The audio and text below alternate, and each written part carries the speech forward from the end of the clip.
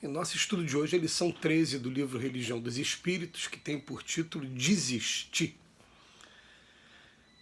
Desistir pobre. Entretanto, milionários de todas as procedências dar-te-iam larga fortuna por íntima parte do tesouro de tua fé. Dizes-te desorientado, contudo legiões de companheiros cujo passo a cegueira física entenebrece, comprar-te-iam por alta recompensa leve migalha da visão que te favorece para contemplar em pequena faixa da natureza. Dizes-te impedido de praticar o bem, todavia multidão de pessoas algemadas aos catos da enfermidade oferecer-te-iam bolsas repletas por insignificante recurso da locomoção com que te deslocas de maneira a se exercitarem no auxílio aos outros. Dizes-te desanimado sem te recordares, porém, de que vastas fileiras de mutilados estariam dispostos a adquirir com a mais elevada cota do ouro a riqueza dos teus pés e a bênção dos teus braços. Dizes-te em provação, mas ouvidas que na triste enxovia dos manicômios inúmeros sofredores cederiam quanto possuem para que ele desse um pouco de equilíbrio e de lucidez. Dizes-te impossibilidade de ajudar com a luz da palavra, no entanto, mudos incontáveis fariam sacrifícios ingentes para deter algum recurso do verbo claro que te vibra na boca. Dizes-te desamparado, entretanto, milhões de criaturas dariam tudo o que lhes define a posse na vida para usar um corpo harmônico qual o teu, a fim de socorrer os filhos da expiação e do sofrimento. Por quem és, não lavres certidão de incapacidade contra ti mesmo. Lembra-te de que um sorriso de confiança, uma prece de ternura, uma frase de bom ânimo, um gesto de solidariedade e um minuto de paz não tem preço na terra. Antes de censurar o irmão que traz consigo a prova esfogueante das grandes propriedades, sai de ti mesmo e auxilia o próximo, que muitas vezes espera simplesmente uma palavra de entendimento e de reconforto para transferir-se da treva à luz. E então perceberás que a beneficência é o cofre que devolve patrimônios temporariamente guardados à distância das necessidades alheias, e que a caridade lídima e pura é amor sempre vivo a fluir incessante do amor de Deus. O Emmanuel hoje traz mais uma daquelas lições que servem para que a gente não entre na queixa. E a queixa que a grande maioria das vezes é aquela queixa que te leva para a inércia e que te leva a perder até muitas oportunidades da vida. É claro que uma lição como essa não significa que você deva se acomodar naquilo que está te incomodando, né? A gente tem que sempre partir desse princípio, porque fica parecendo até que algumas vezes está falando assim para a gente, não, olha, se conforma porque tem gente sofrendo mais do que você, quando na verdade não é isso. O que o Emmanuel está chamando a atenção é que muitas das vezes a gente entra numa atmosfera só de reclamação da vida, e essa atmosfera que já nos leva, no primeiro momento, a uma preguiça que daqui a pouco vai desencadear um processo mais grave de transtorno psicológico.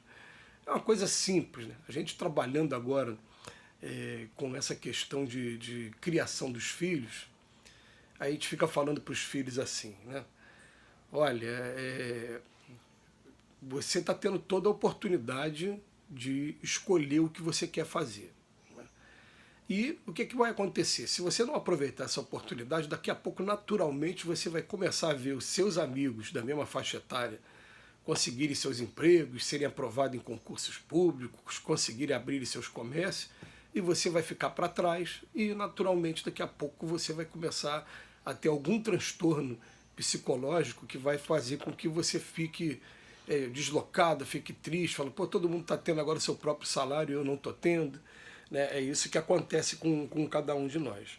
Então o Emmanuel, ele vem chamar a nossa atenção, falar, olha, tudo bem, a gente até reclama, mas vamos levar em consideração que a gente está cercado de pessoas que estão passando por problemas muito maiores do que o nosso, e que nem por isso estão deixando de viver e também estão procurando dia após dia superar as suas dificuldades, porque muitas das vezes essas reclamações, essas queixas, elas acabam também vindo aos poucos como convite ao abandono, às tarefas, e jogar fora oportunidades que daqui a pouco vão fazer com que a gente retorne para o mundo espiritual na mesma posição em que a gente chegou. Então a gente fica, poxa, veio para cá o quê? Para progredir, acabou não progredindo nada? Essa que é a ideia. Então ele vem falar para a gente, olha, vamos lembrar que ó, você está dizendo que você é pobre, mas muitos milionários gostariam até de pagar a fortuna para poder ter a fé que você tem. Aliás, a fé é muito mais comum nos ambientes em que as pessoas elas carecem de recursos materiais porque elas são obrigadas se veem obrigadas a buscar mais no espiritual do que na matéria que está sendo restrita. Aí depois ele fala, ó, você está se vendo desorientado, tem um montão de gente que pagaria o que tem, tudo que tem na vida para ter a visão que você tem. Aí a gente fica imaginando a pessoa que tem uma deficiência visual qualquer. Eu estou convivendo com uma senhora muito atuante no movimento espírita, mas que agora, depois de suas 94 primaveras, ela perdeu aí a visão, perdeu parcialmente, não perdeu totalmente ainda, mas como é difícil, a gente fica imaginando, meu Deus, né, se cai uma coisa no chão, você quer procurar, você não acha, e você tem uma dificuldade, a gente não sabe exatamente o que é ser cego até você passar pela experiência. Depois, muitos se dizem impedidos de praticar o bem, tal, mas tem gente que não está conseguindo nem se locomover por estar preso de alguma maneira, por estar às vezes num hospital, né? Então não está podendo se locomover. Aí depois ele fala aqui, ó, você se diz desanimado, mas tem fileiras de mutilados que desejariam ter simplesmente pés para andar e mãos para poder estar fazendo esse movimento. Ele fala, você está dizendo que você está em provação, mas você não consegue ainda levar em consideração a multidão que ainda existe nos manicômios. O Emmanuel vai fazendo comparações para que a gente não entre no desânimo, para que a gente levante a cabeça.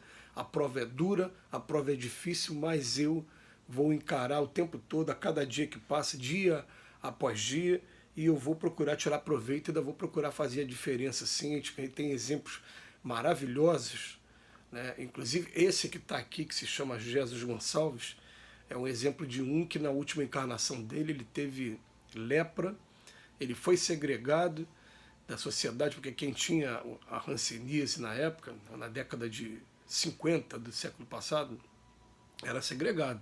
Parava uma viatura da vigilância sanitária, te colocava dentro do carro, te levava para o manicômio e você nunca mais podia ter contato com esposa, com filhos. Você era retirado da sociedade.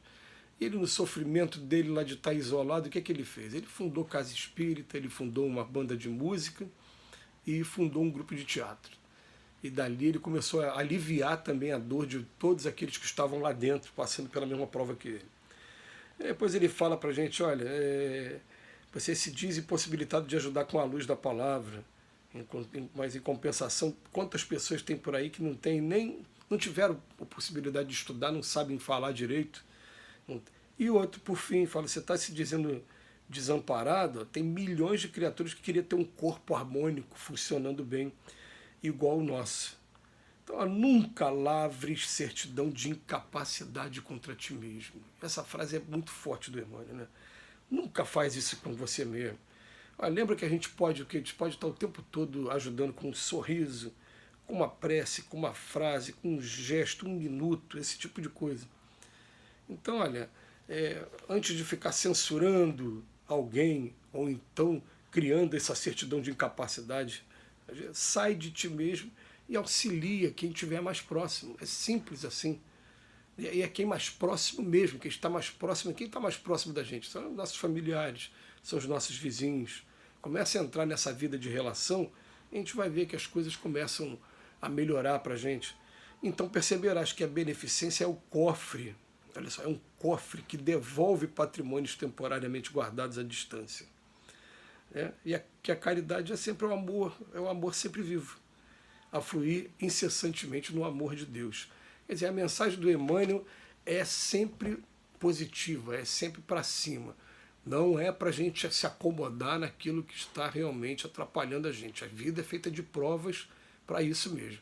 Mas é para a gente parar de reclamar, porque essa reclamação, muitas das vezes, ela joga fora verdadeiros tesouros. A gente fica reclamando, a vida passando na nossa frente, a gente tendo oportunidades e a gente não aproveitando essas oportunidades. Que Jesus nos abençoe hoje e sempre. A gente só tem a agradecer a Emmanuel por mais uma reflexão.